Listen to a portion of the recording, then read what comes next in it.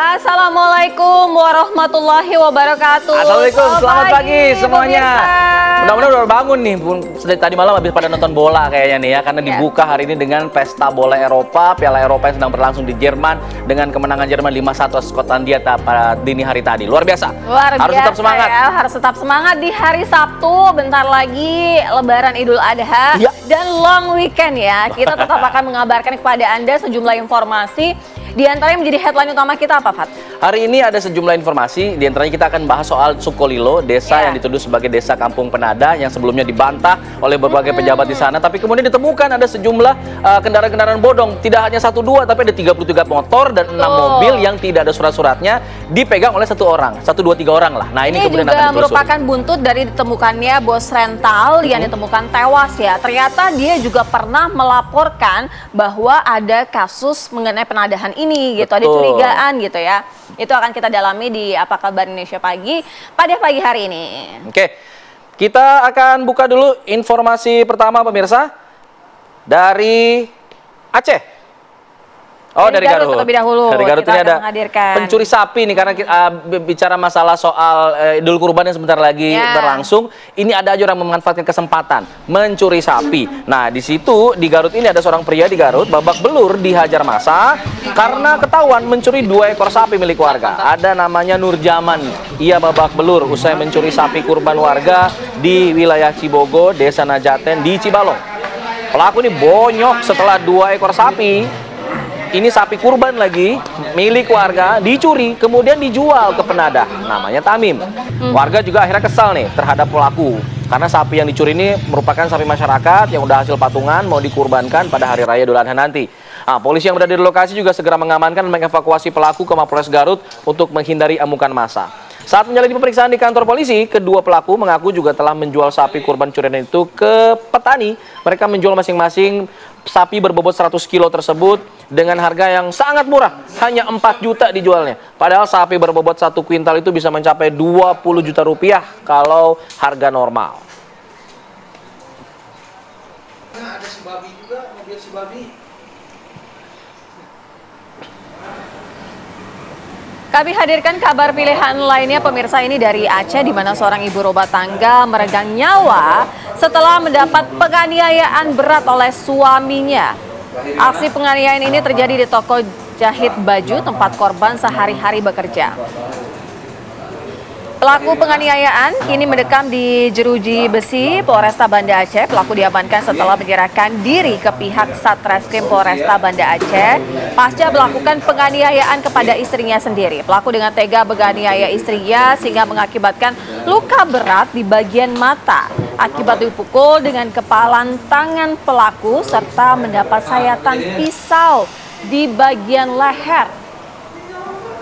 Pasca kejadian, korban sempat mendapat perawatan di rumah sakit di RSUD sekitar, namun nyawa korban tak dapat diselamatkan karena mengalami luka yang sangat-sangat serius.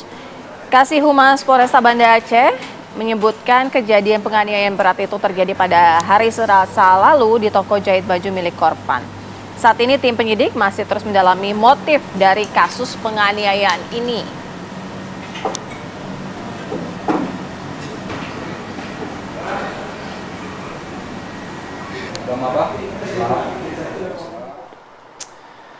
Selanjutnya ada informasi mengenai kecelakaan pemirsa. Ada 2 orang yang tewas akibat kecelakaan sebuah minibus dengan truk di Jalan Tol Cisumdawu di Sumedang, Jawa Barat. Nah, keduanya ini merupakan sopir beserta juga penumpang minibus yang meninggal dunia akibat terjepit di kabin kendaraan.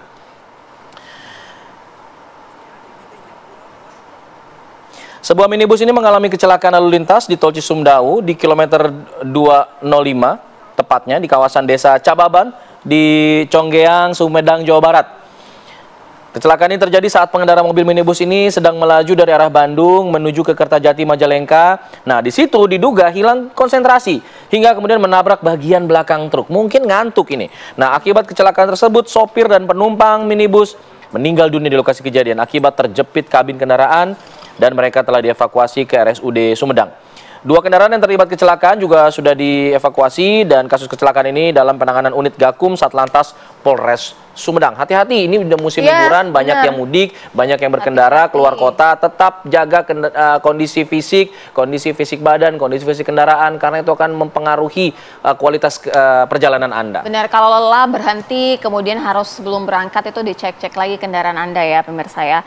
Kita hadirkan informasi selanjutnya di mana warga Kelurahan Ancol, Pademangan, Jakarta Utara ini sudah seminggu mengalami krisis air bersih akibat air PDAM ini mati.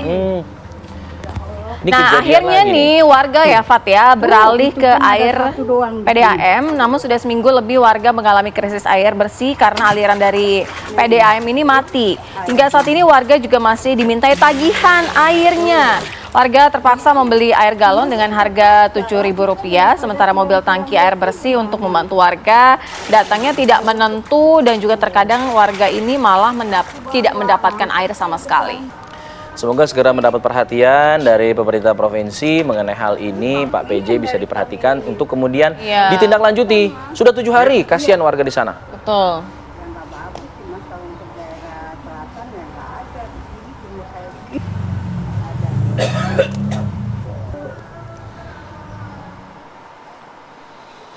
Krisis air bersih lagi marak terjadi di Jakarta Utara tadi ya. Ya. Nah, kalau yang marak terjadi di Indonesia ini ada wabah yang namanya judi online yang lagi rame, bahkan sampai dapat sorotan dari Pak Presiden Joko Widodo, di mana Presiden Joko Widodo ini mengingatkan kembali kepada masyarakat tentang bahayanya berjudi, baik itu judi online maupun judi offline.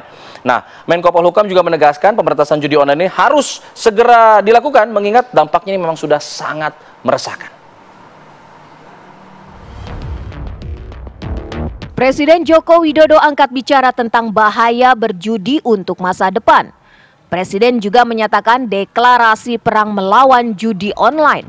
Jokowi juga mengingatkan masyarakat untuk tidak terjerat judi. Jangan judi, jangan judi, jangan berjudi, baik secara offline maupun online. Lebih baik kalau ada rezeki, ada uang itu ditabung atau dijadikan modal usaha. Dan sudah banyak terjadi karena judi, harta benda habis terjual, karena judi suami istri bercerai, karena judi melakukan kejahatan, melakukan kekerasan, bahkan tidak sedikit yang menimbulkan korban jiwa. Judi itu bukan hanya mempertaruhkan uang, bukan hanya sekedar game atau iseng-iseng berhadiah, tapi judi itu mempertaruhkan masa depan. Menko Polhukam Hadi Cahyanto menegaskan pemberantasan judi online harus segera dilakukan karena dampaknya sudah sangat meresahkan. Kita tidak lanjuti, ya, akan kita tindak lanjuti dan akan kita informasikan kepada media. Kita hanya menunggu yang kita ajukan adalah perintahnya melalui Perpres. Ya, minggu ini turun, minggu ini langsung kita kerjakan. Karena sudah diperlukan oleh masyarakat supaya judi online ini benar-benar habis. Pemerintah sampai saat ini sudah menutup lebih dari 2 juta website judi online dan 5.000 rekening. Tim TV One mengabarkan. Nah, itu tadi pesan-pesan dari pemerintah, dari Presiden Joko Widodo yang menyatakan bahwa sudah harus diberantas habis nih, karena tidak ada manfaatnya sama sekali, uang habis, masa depan hancur. Jadi apalagi yang dicari dari judi online ya? Betul sekali. Dihindarilah judi-judi. Ada, saya kasih pantun boleh lah buat judi. Boleh dong. Pak Budi hobinya pakai kutang. Jangan judi, apalagi jangan ngutang ya, bahaya. Ribet ya, soalnya. Bener banget. Nah tadi ya Fat, kalau misalnya kita bicara mengenai cuaca tadi pagi ya, saya juga mau ngasih pantun nih ya. Sawah luas tumbuh padi, sawah indah di atas bukit. Cakep. Hujan turun tadi, rintik-rintik sedikit. Nah kita bakal tetap menghadirkan semangat. informasi ya, banyak mengenai di Apa Kabar Indonesia Pagi. Salah satunya kita juga akan membahas mengenai Palestina ya. Indonesia secara jelas mendukung untuk kebebasan Palestina ya. Baik, nanti usai jeda kita kembali. Tetap di sini di Apa Kabar Indonesia Pagi. Tim gabungan dari Polda Jateng, Polres Pati, dan Polsek Sukolilo bergerak menuju lokasi di Desa Sumbersoko, Kecamatan Sukolilo, Kabupaten Pati, Jawa Tengah. Polisi memasuki satu persatu rumah warga yang diduga ikut dalam pengeroyokan bos rental. Polisi tidak menemukan para pelaku pengeroyokan karena diduga mereka sudah melarikan diri. Namun di beberapa rumah warga ini, polisi menemukan puluhan kendaraan bermotor yang tidak memiliki dokumen resmi. Polisi kemudian mengamankan 33 kendaraan roda 2 dan 6 kendaraan roda 4. Sebagian besar ditemukan di satu rumah. Kita hari ini telah melaksanakan kegiatan pengejaran terhadap beberapa pelaku pengeroyokan yang ada di Kecamatan Sukolilo. Siang tadi kami mencoba melakukan pendekatan ke pihak keluarga, akan tetapi tidak menemukan hasil. Kemudian kami memberikan edukasi dalam waktu 1 minggu, mudah-mudahan para pelaku dapat menyerahkan diri sesuai dengan perintah dari Bapak Kapolda Jawa Tengah. Kebanyakan yang kami amankan dari kendaraan tersebut tidak memiliki dokumen yang resmi. Untuk lebih jelasnya kita tunggu hasil pemeriksaan yang dilakukan oleh Satreskrim Polresta Pati maupun penyidik dari Polda Jawa Tengah. Setelah dikumpulkan di Polsek Sukolilo, barang bukti puluhan kendaraan bodong tersebut kemudian diangkut ke Polda Jawa Tengah. Sementara warga yang memiliki kendaraan bodong tersebut dimintai keterangannya di Polres Pati. Dari Semarang, Jawa Tengah, Didit Kordias, TV One, mengabarkan.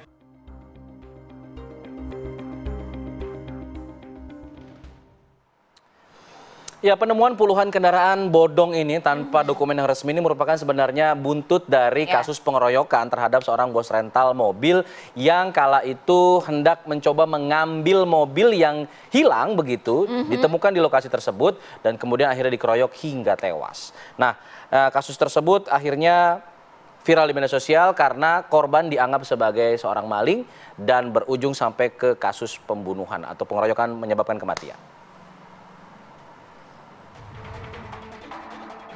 Peristiwa bermula saat pemilik rental mobil BH 52 tahun dan 3 rekannya pada Kamis 6 Juni lalu berangkat dari Jakarta bermaksud mengambil mobil miliknya yang dirental seseorang dan belum dikembalikan. Lokasi mobil terdeteksi dari pelacakan GPS berada di Desa Sumbersoko, Kecamatan Sukolilo, Pati, Jawa Tengah. Sesampainya di lokasi, korban BH mengambil mobil miliknya dengan kunci cadangan.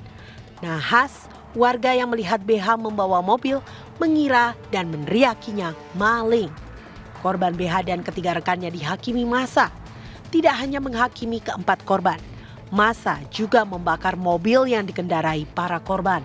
Polisi pun datang ke lokasi dan segera mengevakuasi para korban dan membawa ke RSUD Kayen untuk mendapatkan penanganan medis.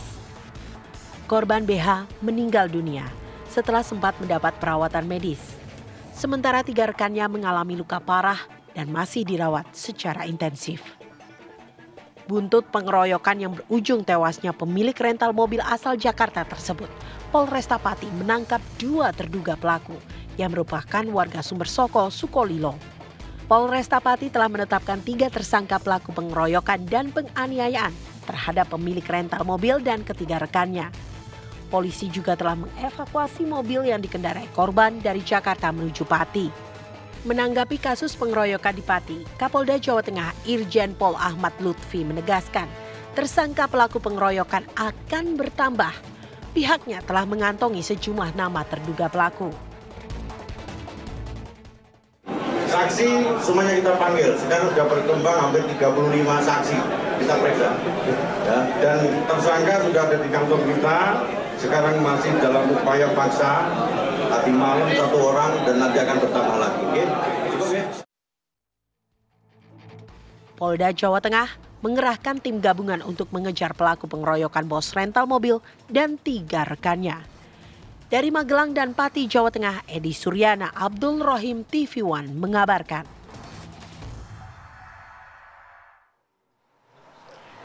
Ya, pemirsa, bos rental mobil yang ditemukan tewas di Sukolilo ini kabarnya juga merupakan salah satu warga yang sempat melaporkan bahwa ini ada kasus penadahan mobil-mobil pada saat itu.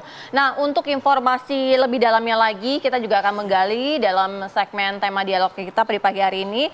Sudah bergabung bersama kami melalui Zoom, ada Kombes Johansen Ronald Simamora di Reskrimum Polda Jawa Tengah. Selamat pagi, Pak. Selamat pagi, Mbak, Mas. Ya. Dari Semarang. Kemudian juga sudah ada di studio kami, ada Pak Thomas Sunario, kriminolog UI. Selamat pagi, Pak. Selamat pagi, Mbak Sira. Kemudian ada Irjen Purnawirawan Arianto Sutadi, penasihat ahli Kapolri. Selamat pagi, Pak Arianto. Selamat pagi, Mbak Sira. Baik, kita terlebih dahulu untuk menanyakan informasi yang terbaru. Ini ada totalnya berapa kendaraan sebenarnya yang ditemukan dalam kondisi kepemilikannya tidak ada ataupun bodong begitu, Pak Johansen? Ya, baik, terima kasih, Mbak. Perlu kami informasikan bahwa pasca kejadian kekerasan terhadap 4 orang, 1 meninggal dunia dan 3 luka berat. Kemudian kami melakukan penyisiran di 3 lokasi. Dari 3 lokasi tersebut kita menemukan ada 6 kendaraan roda 4 dan 33 sepeda motor. Yang setelah kita dalamin dan kita periksa ini, mereka tidak dilengkapi oleh dokumen alias bodong. Dan kita sudah lakukan pemeriksaan dan mengamankan 3 orang. Untuk kita dalamin mereka dapat dari mana dan sebagainya. Dan perlu kami informasikan bahwa Polda Jateng sebelum kejadian ini kami juga sudah melakukan penangkapan penadaan mobil. Pada akhir tahun 2023 kami mengamankan 20 kendaraan mobil berbagai jenis dari 2 lokasi, yaitu dari Pati dan Jepara, dan 5 tersangka pada saat itu. Mereka menggunakan dengan istilah itu lengek squad. Lengek squad itu, kemudian ini juga kita lakukan penangkapan, mengamankan. Kemudian Mbak, kami informasikan bahwa tersangka kasus 170 dari kemarin yang kita ekspos yang pertama 3, kemudian tambah 1 menjadi 4, dan kemarin hari Kamis, hari Jumat kami sudah melakukan penangkapan 4 orang, sehingga total 8 tersangka. 8 tersangka yang kita amankan. Demikian, Mbak. Oke, Pak Johansen, 8 tersangka ini semuanya saling berkaitan, saling memiliki hubungan. Dalam tadi Anda katakan lengek squad tadi, apakah mereka masih satu bagian dari kelompok tersebut? Ya. Itu beda bagian. Kalau lengek squad ini kan kita ungkap 2023 tentang penadaan mereka mengambil misalnya dari menyewakan mereka rental mobil di wilayah Jakarta, Jawa Barat, kemudian mereka bawa ada yang ke Pati, ada yang di Jepara. Kemudian mereka menjual lewat Facebook, media sosial dan sebagainya. Itu yang kita ungkap tahun lalu. Kemudian yang kejadian ini tidak ada berkaitan dengan kelompok yang kita ungkap pada tahun lalu, tetapi wilayahnya sama, seperti itu, wilayahnya sama. Jadi orang-orangnya yang berbeda tapi wilayahnya yang sama. Nah, untuk kejadian ini, pasca kejadian ini kita ungkap lagi penadaan. Jadi mereka melakukan penadaan yang sama, ada kelompok lain lagi. Jadi bukan kelompok yang tahun lalu kami tangkap. Nah, ini laporan dari tim kami yang di lapangan. Halo? Halo? Artinya mereka sudah melakukan aksi penadahan ini sudah berapa lama kurun waktunya ini? Yang di Sukolilo? Kalau yang kita ungkap tahun lalu itu mereka melakukan dari tahun 2019. Kalau yang ini kan kami masih melakukan pemeriksaan, Mbak. Jadi kita masih melakukan pemeriksaan, mereka sudah berapa lama dan sebagainya. Nanti untuk kesimpulan belum dilaporkan oleh anggota yang melakukan pemeriksaan. Kemudian ini, Mas, ini barusan anggota di lapangan menginformasikan tadi subuh sudah tertangkap lagi 2 tersangka, sehingga total 10. Nah, Baik. ini. Nah, Jadi 10 ini kan tersangka. ada 2 kasus, Pak Johansen. Kasus penadahannya betul. dan ada kasus pengeroyokannya sampai menimbulkan korban jiwa. Ini bagaimana pengusutannya? Apakah 10 orang yang ditangkap ini ada kaitannya dengan pengeroyokan tersebut atau bagaimana? Jadi gini, pada saat kejadian tanggal 6 hari Kamis, kemudian kita tanggal 7 melakukan penangkapan ada 2 tersangka kasus 170. Kemudian tanggal 8 kita lakukan penangkapan 1 orang. Kemudian tanggal 10 1 orang lagi berkembang menjadi 4. Kemudian kemarin hari Kamis kita lakukan penangkapan 4 orang menjadi 8. Pagi ini subuh tertangkap lagi 2 menjadi 10. Menjadi 10. Jadi tersangka kasus 170 terhadap 4 orang yang 3 luka berat dan 1 yang meninggal, ini ada 10 tersangka. Dan kemungkinan masih berkembang lagi tersangka yang lain. Karena korban sudah sadar. Dan kita sudah meminta keterangan dan percocokan dari video yang beredar. Nah, ini kita cek dengan scientific crime investigasi. Kemudian kita sandingkan dengan keterangan dari korban, peran masing-masing. Nah, ini barusan berdasarkan keterangan BAP korban, bahwa korban yang meninggal Burhanuddin di sini, pada saat datang melihat ada mobilnya di sana, ternyata dia sempat mengetok pintu rumah yang ada di sana. Tapi karena tidak ada yang menjawab, sehingga karena dia bawa kunci cadangan, langsung buka mobil dan dibawa. Nah, kasus penadaan berbeda. Kasus penadaan ini yang kita amankan, yang saat ini ada 3 orang. Berbeda dengan kasus yang tersangka 10 orang. Nah, untuk statusnya belum kita tetapkan sebagai tersangka, karena kita masih dalamin perannya apakah dia yang dititipkan mobil, ataukah dia yang sebagai penadanya. Seperti itu, Mas. Oke, Pak Johansen, apakah benar korban yang merupakan bos rental yang dianiaya hingga tewas itu juga sempat melaporkan bahwa ada dugaan-dugaan kampung penadah ini? Oke, tapi kita jawab nanti ya Pak ya. Kita harus jeda terlebih dahulu. Baik, kita nanti dalami. Usai jeda kami segera kembali.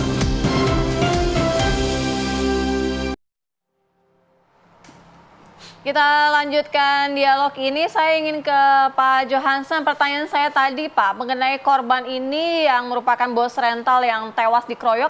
Apakah benar dia pernah melaporkan bahwa ada kampung penada, ada kecurigaan mengenai mobil-mobil bodong ini?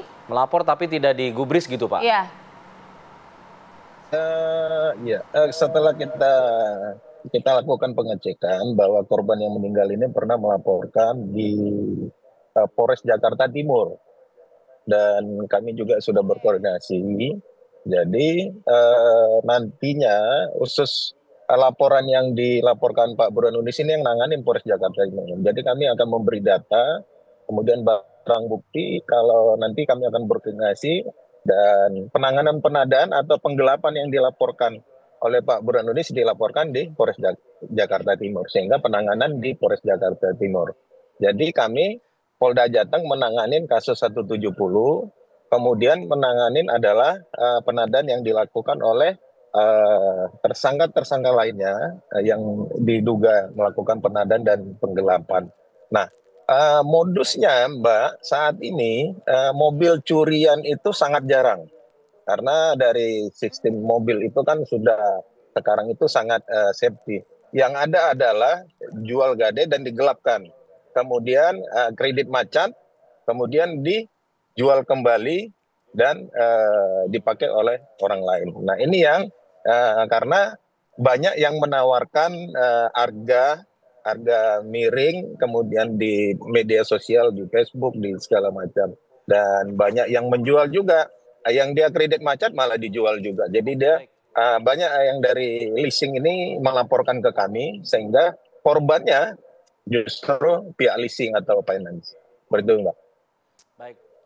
Baik, saya ingin ke Pak Arianto di sini. Pak Arianto, mungkin Anda juga pernah memiliki pengalaman serupa dalam hal penyidikan seperti ini, agar ini kan terjadi, yang jadi miris adalah dia sudah lapor ke polisi, tapi kemudian tidak ada tanggapan, lalu ia datang sendiri dan jadi menjadi korban. Nah, ini bagaimana harusnya polisi untuk bisa mengevaluasi ini Pak, agar kemudian tidak terjadi hal-hal seperti itu lagi? Ya, ini kalau kasus ini kan seakan-akan menggugah ya betapa bahwa rakyat itu seakan-akan tidak terlindungi dari para penjahat kan gitu kan. Dan kalau fenomena seperti ini Pak, itu bukan hanya sekarang saja, sudah sejak dulu. Saya dulu tahun 71 sudah jadi polisi itu. Dan polisi karena terlalu banyak kerjaannya ya Pak ya, dibandingkan dengan kejahatan-kejahatan yang terjadi itu. Kadang-kadang tidak tertangani. Nah, sehingga yang tertangani itu biasanya dipilih-pilih mana kira-kira kasus yang menarik perhatian umum. Sampai sekarang pun sama juga kan. Betul. Karena terlalu banyaknya beban tugas itu, sehingga yang bisa tertangani itulah. Kalau seandainya ini kejahatan dianggap wah belum meresahkan. Belum viral gitu di media sosial begitu. Apalagi dengan adanya anggaran operasional yang tidak ada. Akhirnya kan kalau ada orang lapor kan kalau nggak ada biayanya ya sudah. Mau ngapain kan kalau nggak dikasih duit daripada orang yang lapor nggak akan ditangani. Itulah kenyataan yang terjadi di lapangan ya selama ini. Tapi kan publik kebanyakan kan mengharapkan polisi itu harus kalau ada laporan harus tidak lanjuti dan sebagainya itu. Kalau untuk laporan seperti ini ya Pak ya, orang sudah digelapkan itu rental yang kemudian mobilnya dibawa pergi itu banyak sekali laporannya Pak. Tapi hambatannya apa sih Pak Arianto yang bagaimana pemilihannya harus segera ditindaklanjuti karena masyarakat juga kan ukurannya kepada ini kejahatan kira-kira meresahkan apa jadi perhatian publik apa tidak, itu yang kebanyakan yang ditangani duluan oleh polisi. Kalau perkara-perkara yang biasa ya tidak menimbulkan keresahan ya tidak ditangani, nggak tertangani lah gitu karena memang tenaganya tidak cukup untuk menangani semua kasus yang terjadi. Pak Thomas, kalau kita lihat kasus ini tadi berkaca dari apa yang dikatakan oleh Pak Arianto ya, ini kan kasusnya ya dianggap tidak begitu meresahkan untuk banyak orang sehingga jadi dipilih-pilih. Nah ini apakah ini menjadi salah satu faktor membuat para pelaku ini jadi bebas gitu? Begitu banyak laporan tapi kemudian tidak ditindaklanjuti ya, jadi aman, dia merasa aman atau merasa apa yang membuat orang-orang yang berada di Sukolilo ini merasa ia seperti kebal hukum gitu? Diambil mobilnya, mau diambil mobilnya malah ia yang mengeroyok gitu. Ya begini, kita harus melihat bahwa masyarakat kita itu selalu berkembang ya di dunia. Itu karena kemajuan teknologi ya, komunikasi, informasi ya. Kejahatan memang dari dulu sudah ada, tadi dikatakan Pak Arianto. Dulu tuh nggak ada kejahatan terkait kendaraan bermotor ya. Begal pun kan kalau orang jalan kaki atau pedati itu istilah begal dirampok ya. Nah sekarang ini termasuk juga sebagai kejahatan baru ya terkait kendaraan bermotor ya. Dan ini salah satu kejahatan yang terorganisasi ya, sistematis ya. Itu ada jaringannya ya. Mungkin kan nanti terkait dengan perubahan STNK ya dan sebagainya. Nah ini Pak Arianto lebih tahu barangkali kenapa STNK sudah terjadi ya. Nah sementara itu sekarang komunikasi terbuka ya, di mana-mana kita seakan-akan liar, apapun bisa terjadi ya. Masyarakat kita menjadi yang disebut keadaan anomi ya. Anomi itu artinya mana sih yang salah dan yang benar ya. Kita lihat ya, kalau yang kita bicarakan adalah masyarakat kecil, tapi sekarang polisi, politisi dan yang lain ya, dosen, guru itu juga melakukan pelanggaran hukum, bahkan kekerasan ya. Nah, sekarang ini masyarakat kita ya ada semacam marah ya, kemarahan yang tidak tersalurkan. Kenapa sih kejahatan sekarang kita berkembang banyak dan bukan hanya yang pencopetan. Masif banget. Kalau kita masuk di penjara sekarang bukan hanya pencopet, tapi di situ ada polisi, ada jaksa, ada hakim, ada dosen, dan itu semua ada profesor, ada di situ semua. Nah ini menggambarkan bahwa kejahatan itu bisa terjadi pada setiap orang ya. Nah kembali kepada tadi ada tempat-tempat tertentu yang menjadi penadah ya. Itu sejak zaman dulu sudah ada ya. Dan kalau kita kembali kepada pemerintahan Orde Baru ya, yang otoriter, militeristik, itu di Jakarta ya, saya selama di Jakarta, ada tempat-tempat tertentu ya, Tanah Abang, Pasar Senen, Tanjung Priok, dan lain-lain, itu dikuasai oleh jenderal-jenderal di situ. Jadi sehingga mereka juga merasa aman melakukan kejahatan. Tidak tersentuh begitu ya? Jadi dugaannya Sukolilo juga ada backingan itu gitu Pak?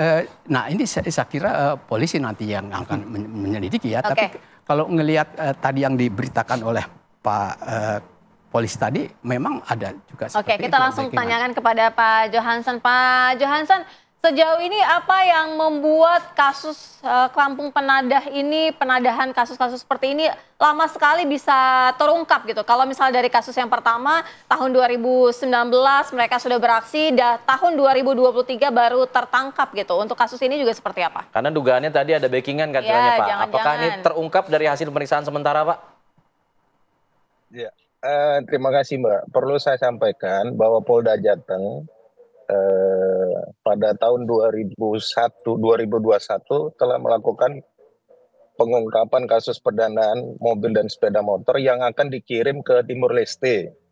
Itu sebanyak ratusan beberapa kontainer itu, 3 kontainer yang gudangnya ada di Pati pada saat itu. Gudangnya pengumpulan ada di Pati, kemudian pada saat mau dikirim ke Pelabuhan Tanjung Mas, kita melakukan pengungkapan pada tahun 2021. Kemudian tahun 2023, modus yang sama juga terjadi, tetapi gudangnya ada di Jogja. Tetapi pengiriman itu ke Timur Leste melalui Pelabuhan Tanjung Mas, kita temukan ada 3 kontainer. Yang di dalamnya adalah sepeda motor, yang diduga baru 3 bulan, 4 bulan, dan berbagai jenis mobil, sesuai pesanan dari Timur Leste. Jadi ada mafianya yang ada di sana, sesuai requestnya mereka minta apa. Nah itu ada mafia yang ada di Indonesia. Kemudian yang terakhir, bulan lalu kami mengungkap penadaan, penggelapan, dan pengiriman sepeda motor ke Vietnam. Dan ini kita ungkap ada 2 tersangka yang kita sedang proses, dan kami sedang berkomunikasi dengan polisi Vietnam, dengan Hubiter, difasilitasi dengan Hubiter untuk pembicaraan ini. Jadi ada negara ya pengiriman penadaan mobil ini untuk dikumpulkan wilayah Pati, Jepara, kemudian dikirim ke Timor Leste, kemudian dikirim di Vietnam yang sudah kami ungkap. Jadi kami Polda Jateng bukan baru sekarang, karena peristiwa ini kami bergerak. Tetapi kemarin-kemarin kami sudah melakukan hal yang sama, dan kami sudah expose. Dan ini banyak dari masyarakat maupun pihak leasing datang ke kantor kami dan sudah kami kembalikan. Dan kami sampaikan nanti pada proses peradilan, silakan dihadirkan barang bukti tersebut sehingga mereka melakukan pinjam pakai. Jadi ini bukan karena viral kemudian kami bertindak, tapi kami sudah melakukan hal itu dari tahun 2001. Kami menerima informasi bahwa wilayah Jawa Tengah ada tempat mengumpulkan penadaan itu dan dikirim ke luar negeri. Seperti itu, Mbak. Baik. Dari Pak Arianto mungkin bisa menanggapi juga kalau tadi dikatakan dari Pak Johansen ini bukan karena viral kok, ini udah lama dilakukan dan baru terungkap sekarang karena ada yang kasus ini. Tapi kemudian nyatanya kan tadi Pak Arianto sendiri bilang ini juga terjadi di beberapa daerah lain yang tidak hanya di Jawa Tengah begitu. Nah, agar kemudian kasus ini Pak tidak ada terkesan tebang pilih itu gimana Pak untuk kemudian polisi bisa menindaklanjuti hal tersebut Pak? Tidak ya, fenomena kesehatan itu saya kayak gunung es ya. Yang kelihatan itu cuma sedikit, tapi sebenarnya yang terjadi banyak dan masif di masyarakat. Kalau saya mau ngomong nanti sangkanya saya skeptis ya, kok seakan-akan kita pesimis. Tapi pengalaman saya selama 50 tahun itu, sekarang dihitunglah sekarang ya. Pakai gampang aja, sehari terjadi berapa kecurian kendaraan? Berapa yang ketangkap? Iya, betul. Itu aja, di riset silakan. Tapi kalau saya nggak pernah riset dan nggak tahu, tapi sepengetahuan saya itu tidak sampai 10%-nya yang ketangkap. Jadi otomatis kalau kendaraan hilang itu, otomatis ya jadi kendaraan potong. Kan kosong itu ya. Nah mengapa jadi marak dalam satu daerah? Itu mungkin Pak Thomas tahu teorinya ya, tapi biasanya itu pelaku-pelaku itu akan meniru success story yang dicapai oleh kalau sana dia begini ternyata kan nggak ditangkap, ternyata kan nggak dilaporkan dan ternyata kan nggak digerebek. Ya akhirnya yang lain-lain pada ikut. Terjadilah jaringan. Seperti ini penadaan ini tidak selalu terorganisir. Ini hanya kebanyakan orang-orang yang ikut-ikutan ya karena ikut membeli kendaraan kosong karena tidak pernah terima. Bukan berarti ada backingan Pak? Enggak. Contoh ini, saya dulu pernah dinas di Polil Malang. Itu ya, di sana setiap saya masuk ke kota itu ada 3 terjadi pelanggaran. Kalau nggak melawan arus, nggak pakai helm, boncengan 3. Segitu parahnya. Ketika saya razia, ternyata hampir semuanya kendaraan tuh bodong. Saya lakukan operasi. Kebanyakan, waktu itu banyak ojek yang menguasai. Saya adakan operasi besar-besaran. Demo mereka. polsek saya dibakar. Tuntutannya apa? Saya minta kepada Pak Kapolwil, tolong untuk daerah saya jangan. Motor-motor ojek nggak usah pakai STNK. Nggak usah pakai helm. Oke. Bebas mengangkut 2-3. Itu kayak gitu Pak. Jadi gejala masyarakat segitu melonjaknya gitu ya karena terjadi pembiaran ya dalam tanda petik. Itu. Jadi gejalanya kayak itu yang saya lakukan dalam paling gitu. Jadi kena lingkungan yang paling utama. Oke, kalau dari Pak Thomas kira-kira apa yang menjadi catatan dari segi hukum paling tidak supaya terberantas habis gitu. Kalau tadi Pak Arianto bilang ini juga karena faktor ikut-ikutan mereka tidak tercapture, akhirnya mereka juga jadi mudah melakukan aksi kriminal itu. Iya, kejahatan itu tidak bisa diberantas sama sekali ya. Yang bisa hanya dikurangi ya.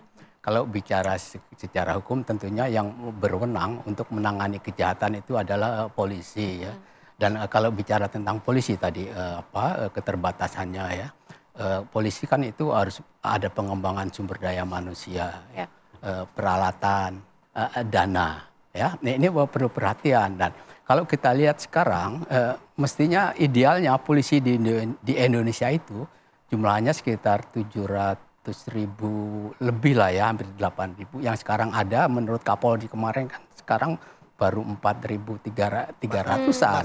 Jadi ini kita ke depan juga kalau kita mau polisi kita tidak ada di medsos percuma lapor polisi, saya kira pengembangan itu juga terkait kepada Kapolri ya, karena dia juga sebagai manajer, ya manajer kan manajer organisasi apapun dia harus bisa berusaha bagaimana supaya kerjanya itu efektif sesuai dengan tujuan dan ininya, ya terutama juga bagaimana polisi ya sudah ada bagian-bagian yang menyadarkan masyarakat bahwa kita ini negara hukum, ya jangan sampai melakukan hukum karena kalau sampai terjadi hal-hal yang seperti kasus ini itu Anda bisa berurusan dengan hukum, dengan polisi. Baik, semoga jadi catatan dari pihak kepolisian dan kasus-kasus seperti ini terulang kembali dan bisa makin terminimalisir kasus-kasus kendaraan bodong ini. Terima kasih Pak Thomas, terima kasih Pak Arianto, terima kasih Pak Johansen sudah bergabung di Apa Kabar Indonesia Pagi. Supaya karena ini akhir pekan, supaya tidak terlalu serius nih, agak-agak tegang nih, saya kasih pantun boleh ya? Boleh dong. Pak Susilo ke dokter bedah. Badan anget kena getah. Desa Sukolilo katanya kampung penadah. Kalau suko kamu, aku banget dah. Kita jeda dulu. Nanti kita akan bahas soal Pak Prabowo yang kemudian bicara di KTT Gaza, bicara soal Palestina, pasang badan buat Palestina. Nanti kita akan bahas itu usai jeda. Tetap di sini di Apa Kabar Indonesia Pagi.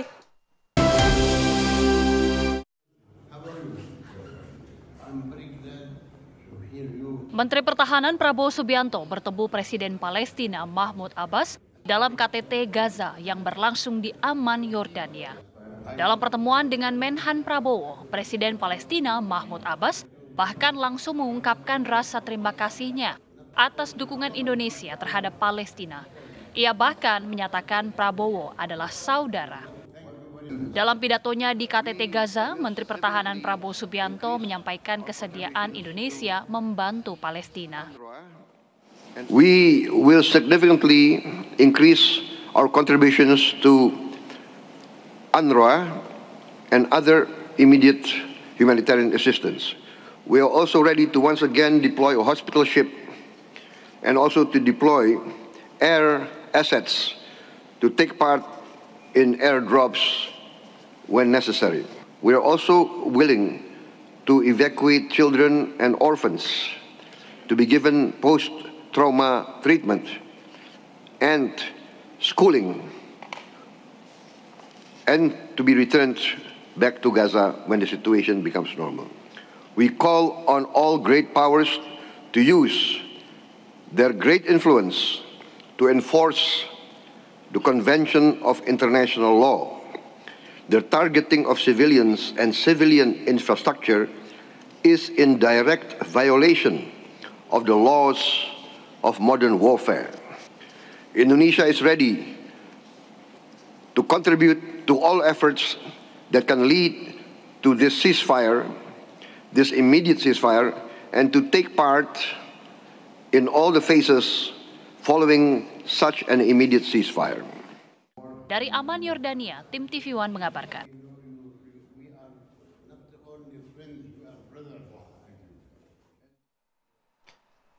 Cukup tegas pernyataan dari Menteri Pertahanan dan juga Presiden terpilih Republik Indonesia Prabowo Subianto dalam KTT Gaza bahwa akan terus mensupport Gaza, memberikan bantuan dan lain sebagainya, bahkan untuk mengevakuasi dan untuk mengupayakan perdamaian. Nah, apa kemudian dampaknya? Apakah kemudian dampak ini langsung bisa terrealisasi begitu dengan apa yang dikatakan Pak Prabowo? Kita akan bahas itu bersama dengan sejumlah narasumber. Ada Prof Hikmahanto Juwana selaku pakar hubungan internasional yang sudah bergabung melalui sambungan daring. Selamat pagi, Prof Hikmah. Selamat pagi, Prof. Selamat pagi, selamat pagi. Dan ada juga Bang Hasibuloh Sastrawi selaku pengamat Timur Tengah. Selamat pagi. Assalamualaikum. Selamat pagi, Mas Alfat dan Mbak Sira. Sebelum ke Pak Hasibuloh, kita ke Prof Hikmah dulu. Prof Hikmah, ini tegas pernyataannya dari Pak Prabowo. Ada sejumlah langkah yang mau dilakukan, termasuk mengevakuasi ada ribuan anak-anak yang berada di sana. Seberapa realistis hal ini bisa dilakukan oleh Indonesia? Karena sampai sejauh ini yang baru kita bisa lakukan adalah mengirimkan bantuan. Semua negara juga bisa kirim bantuan, tapi untuk lebih dari itu, sejauh mana peluangnya, Prof?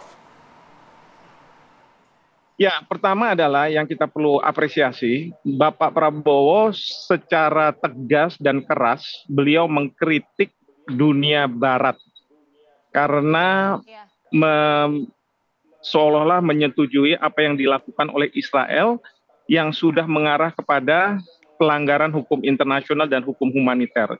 Kemudian juga secara tegas beliau katakan bahwa negara-negara Barat ini seolah-olah bisa membenarkan ya tindakan dari Israel ini. Itu pertama, itu udah sangat-sangat kuat dan saya lihat di situ ada hadir juga dari Inggris gitu ya mungkin, dan ini juga ditelevisikan ke dunia sehingga masyarakat internasional tahu bahwa Indonesia sangat tegas mengenai masalah ini.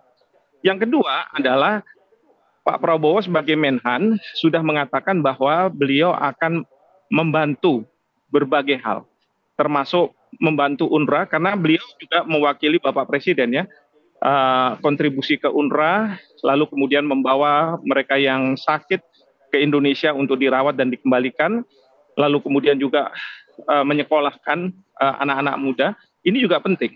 Nah, saya melihat kalau Ibu Menlu yang diutus oleh Bapak Presiden, itu kelemahannya adalah beliau harus berkoordinasi dengan lembaga atau kementerian yang mempunyai kewenangan, misalnya Menteri Kesehatan dan sebagainya. Tapi kalau Pak Prabowo, ini sebagai Menteri Pertahanan kan kita tahu, di situ ada pasukan. Jadi beliau sudah bisa mengarahkan pasukan untuk nantinya kalau disetujui oleh PBB ada mandat untuk kemudian pasukan perdamaian. Nah ini penting sekali karena kalau misalnya nanti ada gencatan senjata maka pasti ada ini. Sementara negara-negara lain belum bicara, kita sudah bilang bahwa kita akan kirim. Dan Panglima TNI sudah menyampaikan hal ini, minta persetujuan dari Komisi 1 DPR. Yang kedua terkait dengan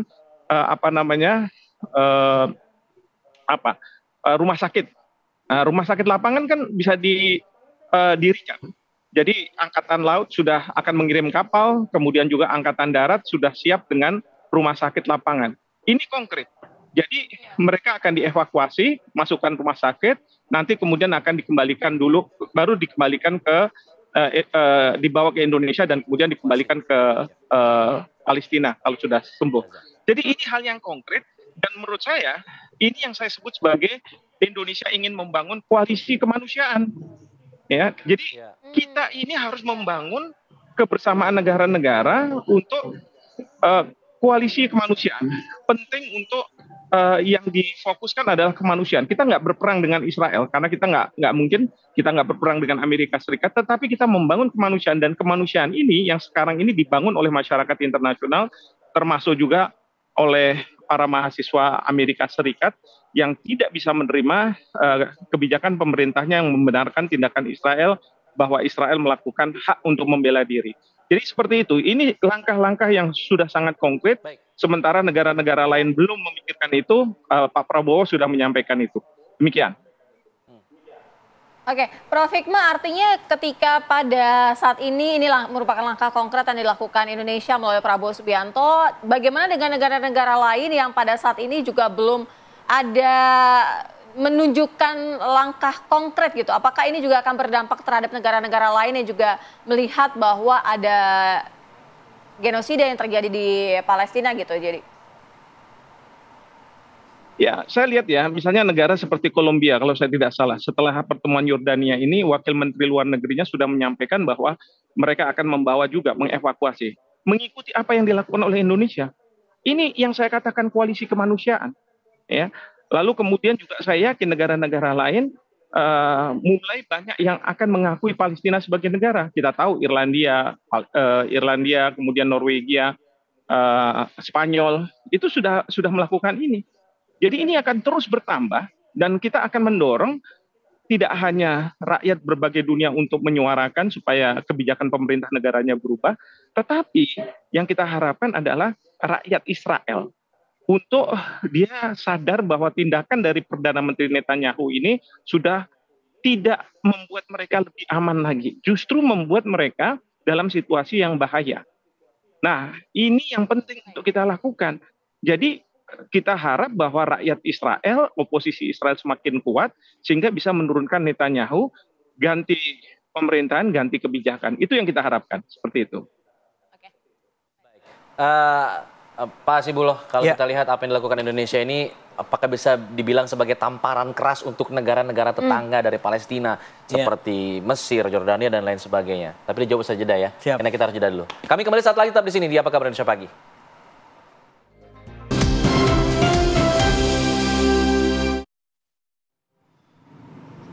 Saya langsung ke Pak Hasibuloh, bagaimana sih sebenarnya kondisi di negara-negara sekitar Gaza dan juga Israel dengan apa yang dilakukan oleh Indonesia ini? Apakah ini jadi tamparan buat mereka seperti Mesir dan Yordania? Kita ingin tahu bagaimana kondisi sebenarnya di Israel ini kayak apa sekarang begitu. Ya, makasih Mas Alfat. Jadi yang pertama saya ingin juga memberikan apresiasi kepada apa yang telah disampaikan oleh Pak Prabowo di KTT Gaza dan juga yang telah dilakukan oleh pemerintah Indonesia selama ini. Terus terang kalau saya ngikutin berita KTT kemarin, itu sangat terlihat bagaimana mereka sangat antusias, sangat senang dengan Pak Prabowo dan Indonesia secara umum. Dan sudah pasti itu tidak bisa dilepaskan dari apa yang sudah dilakukan oleh Pak Jokowi selama 2 periode ini. Ibu Menlu kita nggak bisa lupakan karena beliau yang sangat mewarnai dan aktif di dalam forum-forum dunia. Dan memang dalam pertemuan terakhir harapan itu sangat besar. Saya membahasakannya Indonesia hari ini itu punya modal yang cukup banyak dan cukup kuat untuk ke depan bisa menggunakannya secara benar dan efektif. Cuman memang punya modal saja tidak cukup karena ini harus digunakan secara benar, secara taktis, secara strategis sehingga bisa melahirkan sebuah aksi nyata dan berdampak nyata di dalam konteks kasus Israel dan Palestina secara umum. Ini modal dukungan ya maksudnya? Modal apa nih? Modal dukungan, modal kepercayaan, modal harapan. Karena kan itu yang kalau kita lihat dari bagaimana wajah katakanlah Presiden Palestina Mahmud Abbas yang sangat bersinar-sinar, pemimpin yang lain ketemu dengan Pak Prabowo yang banyak sekali harapan yang itu disampaikan gitu. Nah oleh karena itu menurut saya ini harus diambil momentum ini oleh Pak Jokowi dan Pak Prabowo nanti kalau sudah dilantik untuk sekali lagi menggunakan modal yang ada sebaik-baiknya dan seefektif mungkin. Karena kalau kita lihat situasi hari ini mungkin latar belakangnya kenapa ini menjadi modal sangat berharga. Karena di Timur Tengah dan dunia hari ini kan secara de facto tidak ada orang yang menjadi leader bagi komunitas atau negara-negara yang katakanlah ingin Palestina ini merdeka. Ini kan menjadi suara dan kekuatan yang tersiar di mana-mana. Tidak ada yang mentabulasi, tidak ada yang menjadi penyatu di antara suara-suara ini. Dan kita tahu di Timur Tengah itu katakanlah Yordan dan Mesir yang berbatasan langsung itu kan terjebak dengan kepentingan-kepentingan nasionalnya sendiri sehingga dia tidak bisa bersuara lebih keras, lebih tegas. Bayangkan Mesir itu sudah mengalami salah satu prajuritnya ada yang ditembak mati dalam insiden dengan Israel, tapi juga tidak bisa bersuara lebih keras karena ini akan kompleks bagi mereka. Ini perbatasan langsung, di satu sisi dia tidak ingin perang ini malah melebar ke Mesir sendiri, tapi di sisi lain juga tidak ingin perang ini berkelanjutan gitu. Jadi langkah-langkahnya pertimbangannya banyak tidak maksimal. Masalah ya. Yordan juga kurang lebih sama. Hasibuloh, tapi kan misalnya paling tidak ada negara-negara yang bisa tidak membuat Israel, Netanyahu menghentikan ini semua, gencatan senjata secara permanen? Salah satu mungkin Arab Saudi? Itu yang menurut saya yang harus digunakan tadi. Jadi modal ini harus dikonversi, digunakan secara benar, secara taktis dan strategis, sehingga bisa nyampe kepada inti persoalan. Apa itu? Yang pertama, kalau sekarang menghentikan serang menyerang ini dulu. Dan itu mau tidak mau harus melewati Israel, karena Israel yang nyerang gitu. Nah, oleh karena itu mungkin Pak Jokowi dan Pak Prabowo ke depan bisa menggunakan yang dilakukan oleh Pak Jokowi dulu. Apa itu? Ngomong langsung kepada para pihak, tokoh-tokoh yang masih barangkali didengar oleh Netanyahu ini. Ya, itu adalah karena ini siapa misalkan seperti Presiden Amerika Joe Biden, atau mungkin malam teman-teman koalisi di Teluk, di Arab Teluk, katakanlah ada Uni Emirat Arab yang berhubungan baik sekarang sama Israel. Tapi kan digubris waktu itu Pak Jokowi ngomong ke Joe Biden, udah ngomong begini tapi jawabnya lain sama Joe Biden. Ya, itu kan salah satu hal yang bisa dilakukan. Hal lain juga mungkin politik tarik ulur. Tarik ulur itu maksudnya begini. Kan Israel juga punya mau kepada Indonesia. Kalau kita mau betul-betul memainkan kartu ini secara strategis ya, mereka juga ingin normalisasi dengan Indonesia. Itu bisa dalam tanda kutip digunakan untuk memancing kemauan Israel dan mau tidak mau bernego dengan kita gitu. Bahwa kalau Anda ingin betul-betul diakui oleh dunia, karena memang prinsip kebangsaan kita kan bukan kita mendukung Palestina lalu anti Israel, bukan. Sebenarnya kita ingin dua negara ini betul-betul menjadi sebuah merdeka dan damai gitu. Karena itu bisa digunakan untuk memaksa Israel berunding, memaksa Israel berkompromi dengan apa yang dia ada kalau dia ingin punya mau. Nah, apa kemauannya? Salah satunya adalah bisa diakui oleh dunia, termasuk oleh Indonesia misalkan.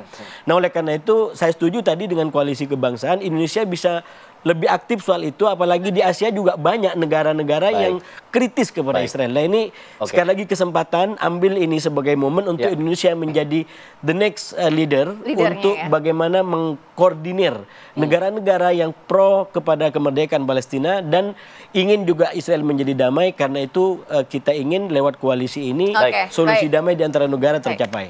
Oke, Prof. Hikmahanto, Indonesia dipandang bisa menjadi sebagai pemimpin dalam koalisi kebangsaan ini untuk mendesak penghentian perang yang terjadi di Palestina dan juga Israel ini.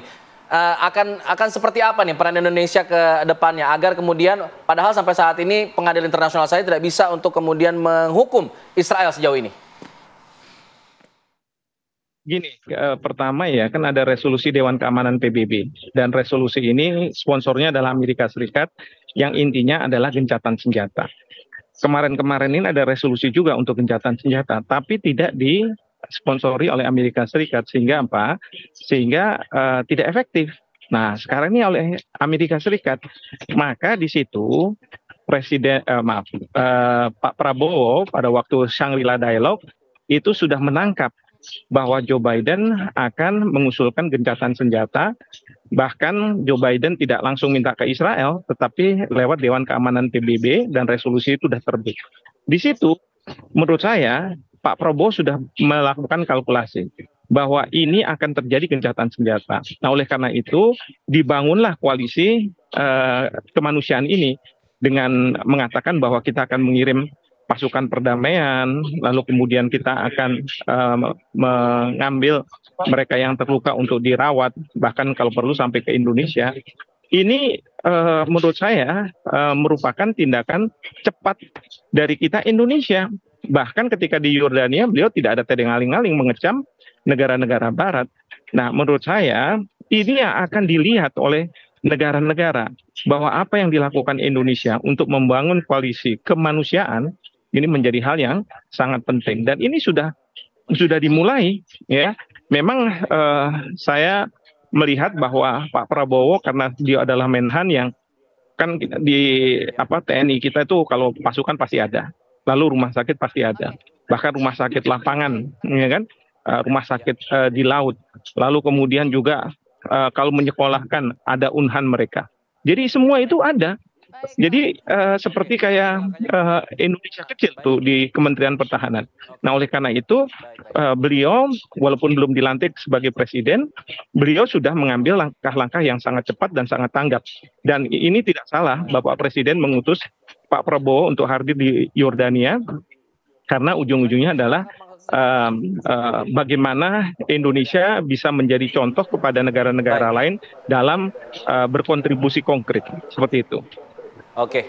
Baik, Prof. Kita ke Pak Hasibullah. Ya, menurut saya mediator ini menjadi salah satu yang bisa diambil untuk menaikkan peran Indonesia. Saya ingin mengatakan sangat bagus Indonesia bisa menjadi salah satu mediator. Selama ini mediator itu hanya 3, Amerika, Yordan, dan Mesir. Ya. Dan selalu deadlock karena ini juga masalah keterbatasan. Ada kepentingan juga. Amerika itu dianggap sebagai pro-Israel. Ya. Dia anti Hamas. Jadi bagaimana dia mau jadi mediator? Nah, Mesir itu juga sama, dia lebih kuat dengan Israel sebenarnya daripada dengan Hamas. Karena Israel dengan Hamas itu punya story yang tidak terlalu baik. Jadi yang betul-betul mungkin hanya dengan Hamas, mungkin hanya Qatar. Itu pun tidak diakui oleh Israel karena Qatar dianggap kamu melindungi Hamas. Nah, oleh karena itu menurut saya peran Indonesia ke depan bisa makin kuat. Salah satunya masuk di dalam forum mediasi-mediasi ini sehingga dia bisa punya suara dan peran untuk mendekatkan ke belah pihak. Baik. Terima kasih Pak Hasibullah, terima kasih Prof. Hikmahanto. Kita harapkan terima kasih. Langkah Indonesia bisa segera makin kuat untuk ke depan untuk Palestina. Insya Allah ya. Kita jeda dulu ya pemirsa, kita akan kembali dengan informasi lain. Tetap bersama di kami di Apa Kabar Indonesia Pagi. Pemirsa, kami akan mengajak Anda untuk bergabung bersama dengan rekan kami Ika Wahyuni yang akan mengabarkan bagaimana dengan persiapan seluruh jemaah haji yang akan menjalankan puncak ibadah haji yang akan dilangsungkan pada hari ini. Ya, Ika, bagaimana dengan persiapan jelang puncak ibadah haji, wukuf di sana di Arafah? Ya, halo, waalaikumsalam warahmatullahi wabarakatuh. Alfat dan Sira. Hari ini 9 Zulhijjah adalah puncak ibadah haji. Seluruh jemaah melaksanakan wukuf di Arafah. Karena haji adalah wukuf. Hukum wukuf adalah wajib karena menjadi syarat sah ibadah haji. Atas keutamaan itu jemaah haji sejak tengah malam sudah bergerak ke Arafah. Padang Arafah sudah terlihat dipadati jemaah haji dari seluruh dunia. Jemaah haji secara bergelombang terus memasuki Arafah. Di belakang saya ini terlihat bus-bus terus berdatangan di Arafah ya. Sempat ada kepadatan sedikit karena bus-bus terus masuk. Untuk jemaah haji Indonesia, seluruh jemaah haji reguler Indonesia telah tiba di Arafah dan ada 1.169 tenda yang disiapkan untuk menampung 213.000 jemaah haji reguler. Setiap maktab memiliki ukuran yang bervariasi tendanya dari yang berkapasitas 100 hingga 300 jemaah. Setiap petugas bersiaga di setiap maktab untuk memastikan kelancaran dan keamanan jemaah haji. Pengamanan ketat juga dilakukan untuk mencegah jemaah haji dari negara lain memasuki tenda haji Indonesia. Wukuf sendiri artinya berhenti. Hal ini dimaksudkan seluruh jemaah haji berhenti dari segala aktivitasnya dan berkumpul di Padang Arafah. Mereka sambil memperbanyak doa, berzikir, salawat, serta memohon ampunan kepada Allah Subhanahu wa Ta'ala. Waktu wukuf dimulai sejak zuhur hingga tergelincirnya matahari. Wukuf merupakan bagian yang menentukan ibadah haji seorang dan berharap menjadi haji yang mabrur. Wukuf ini juga merupakan replika seperti kita berkumpul di padang mahsyar. Saat wukuf, jemaah sudah dalam keadaan berihram, seperti terlihat para jemaah ini sedang berjalan kaki, bersiap-siap untuk bertahajud, bersalat subuh di Masjid Namira. Jemaah yang sudah berihram tentu ada sejumlah pantangan agar tidak dilanggar ya, misalnya tidak memakai wewangian, tidak bercukur, dan sebagainya. Jemaah haji pun diimbau nanti siang untuk tidak memaksakan diri ke Jabal Rahmah atau memaksakan diri banyak wukuf di luar tenda karena kondisi yang tidak memungkinkan, yang mungkin bisa menyebab kelelahan. Pemerintah Arab Saudi sendiri telah mengeluarkan peringatan cuaca panas yang bisa mencapai 48 hingga 50 derajat Celcius. Kembali ke Alfat dan Sia. Baik. Semoga pelaksanaan haji di sana berjalan lancar. Semua jemaah haji asal Indonesia juga hajinya mabrur insya Allah di sana. Salam juga buat rekan-rekan yang berada di sana. Iya. Terima kasih. Wassalamualaikum warahmatullahi wabarakatuh. Kita juga nanti akan menghadirkan program khusus Puncak Ibadah Haji pada pukul 9 hingga pukul 11 nanti bersama dengan Anggia Ebony. Ya, kita akan Wakili pantau. kru yang bertugas, saya Sira Safira. Saya Alfa Tauhid dan saya mengucapkan selamat berlibur untuk Anda. Saya kasih pantun terakhir. Mantap. Makan bubur sambil pakai kutang. Cakep. Selamat berlibur, jangan berhutang. Kami pamit. Selamat pagi. Assalamualaikum warahmatullahi wabarakatuh. Waalaikumsalam.